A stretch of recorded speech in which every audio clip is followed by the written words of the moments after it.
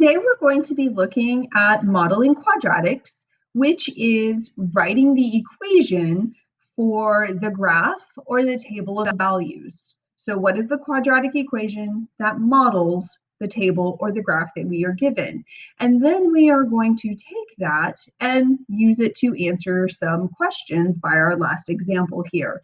So the examples that I'm going through, I have put into Desmos, but they do correspond to the PDF file that is attached to this, okay? So let's go ahead and get started. So for example number 1, we can see that we are given a graph, and it does take 3 points in order to write the equation of a quadratic. So let's go ahead and let's make a table of values for this parabola right here. So we can see that we have -2, -4,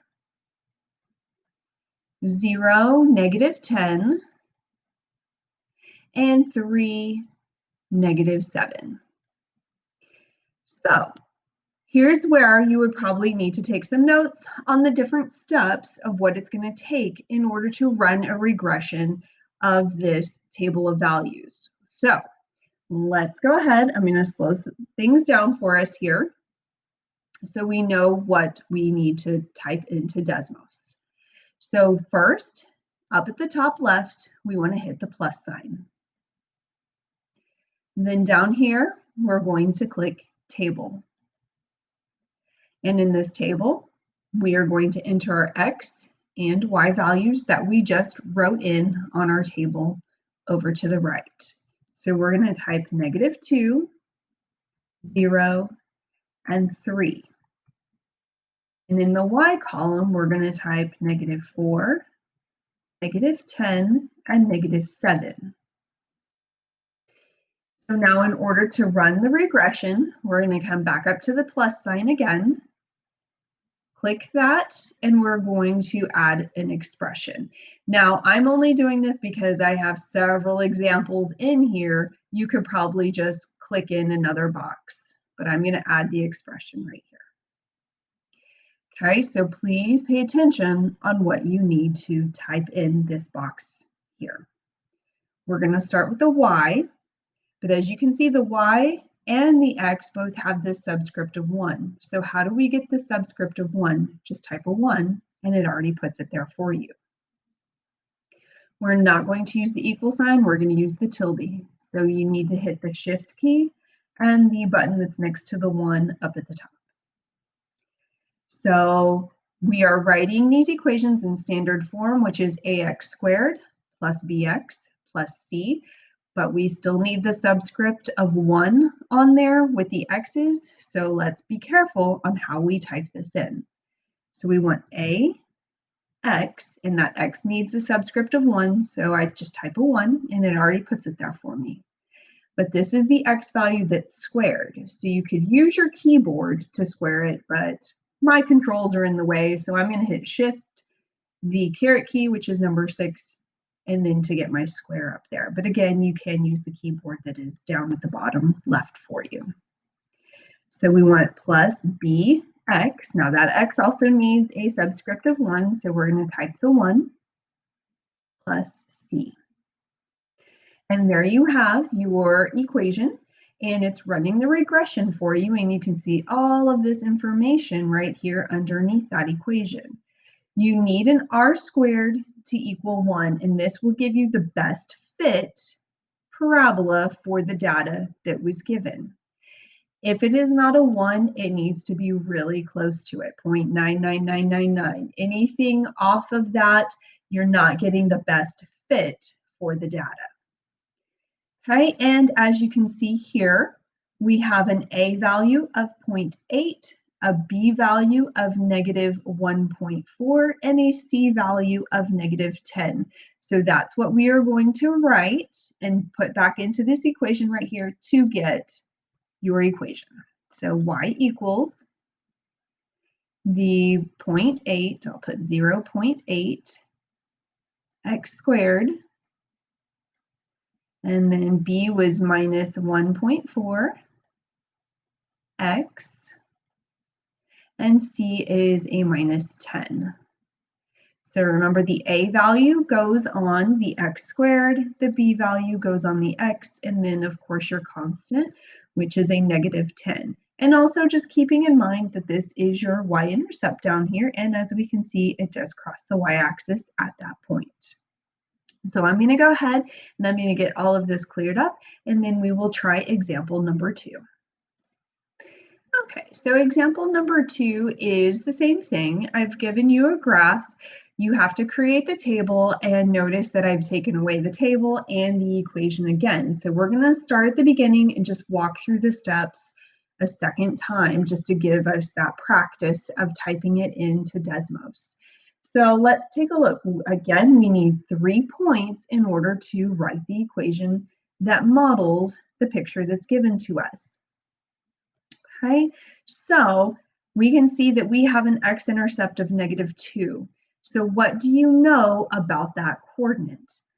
Hopefully you're saying the x value is -2 and that the y value is 0. Okay, we have a second point here at -1, +2, and another x-intercept at +3. Again, the coordinate for that x-intercept is 3, 0.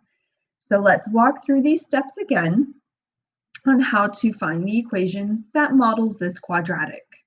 So we're going to go up to the top left again, and we're going to hit the plus sign and come down to table. We're going to enter our x values in the x column,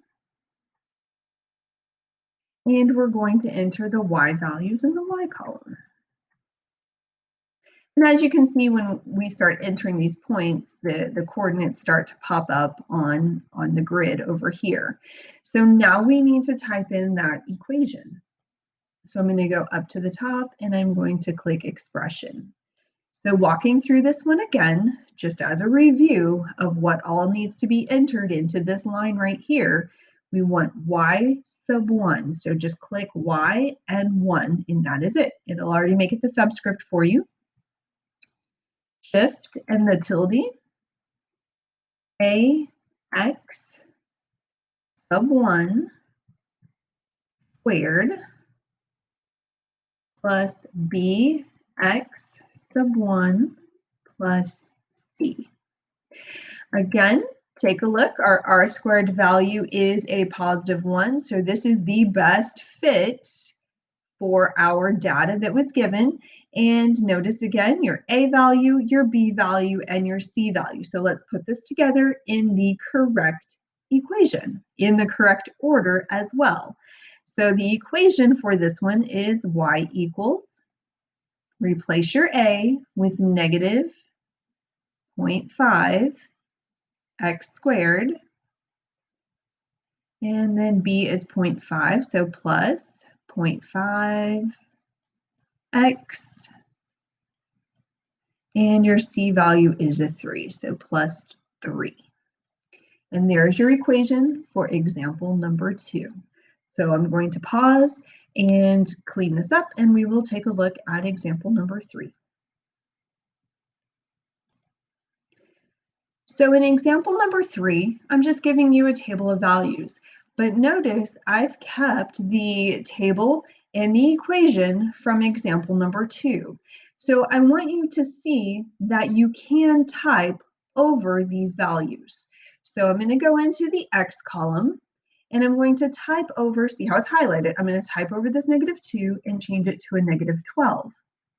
Right, and then also notice what's changing down here on the second entry line, your A, B, and C values. Okay, if I hit enter, it's going to give me a new line. Okay, and that's fine. We can definitely do that, or we can highlight and then just type over it. So I have my -12, my -6, my 3, my 6, and 12. Just make sure, if this is the route that you're going to take, that all of the y values are with the corresponding x values. So let's come over here to the y column, and I'm going to type the 76, and I am hitting enter at this point, and it's okay. So I hit enter again, and notice how it highlighted the 2. So I can just type the 1 right over it, 4, and 28. So again, just making sure that all of the x's and y's are correct and model the table that was given to us.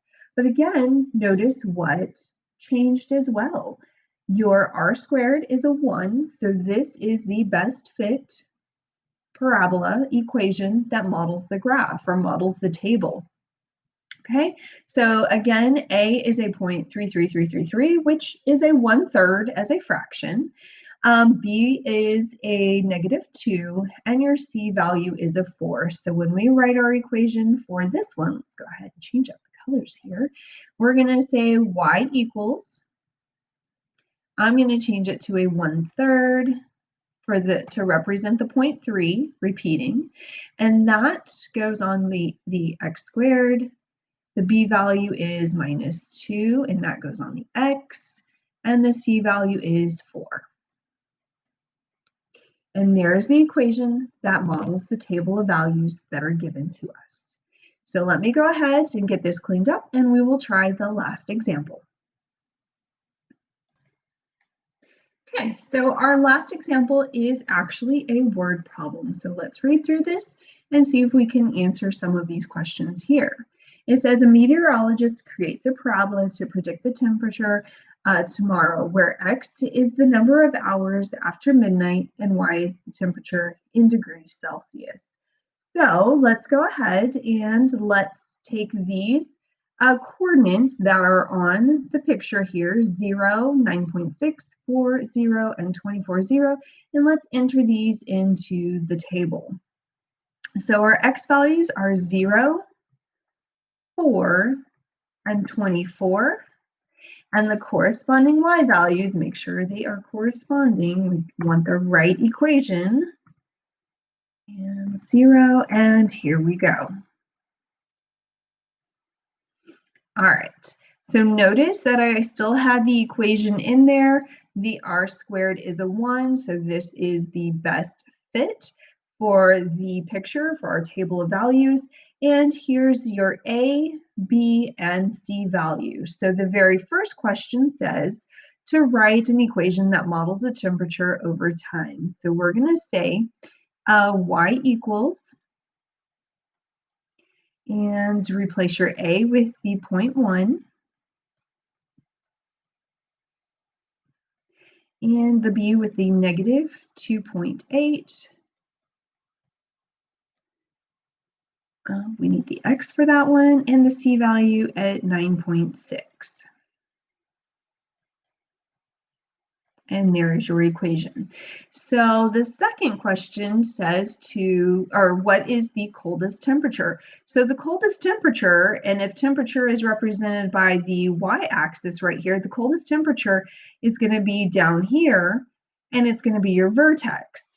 And then the second question is asking how many hours after midnight did it reach the coldest temperature? So again, time is going to be the x-axis, so that's also going to be part of the vertex. So we want to understand what is the vertex of this parabola right here. So what we're going to do is we're going to go back up to the plus sign at the top, and we're going to add another expression. And in this entry line right here, we are going to actually type in the equation that we wrote on the first line right here. So we're going to type in y equals, we do not need the subscript of 1, and we do need the equal sign on this. We want 0.1 x squared minus 2.8x plus 9.6. And notice how it's overlapping the graph that was given to us earlier. Okay, so now we can actually click on this picture. And here is the vertex. The vertex is located at 14, -10. So again, how do we interpret this vertex in terms of our word problem? So like we said earlier, the coldest temperature is going to be the y value. Again, notice it's the y value that is your temperature. So the y value of your vertex was, sorry, it disappeared on us. There we go. The y value of your vertex is -10. And just to put a label on it, that would be -10 degrees Celsius. After how many hours? Well, the time, the number of hours after midnight is labeled on the x-axis. So that would be the x value of your vertex, which would be 14. So 14 hours after midnight. So we can say negative 10 degrees Celsius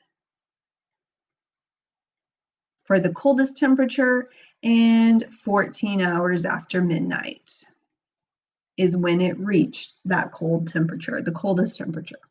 Okay, so again, make sure that you're pausing this video and taking notes on what you need to enter, how you enter each of these values in. There's also attached 2 more YouTube videos that kind of model the quadratics as well and go through some other examples if you need some extra examples for this. But please also make sure that you are corresponding with your teacher and watching them model it as well. And please make sure that you are practicing it.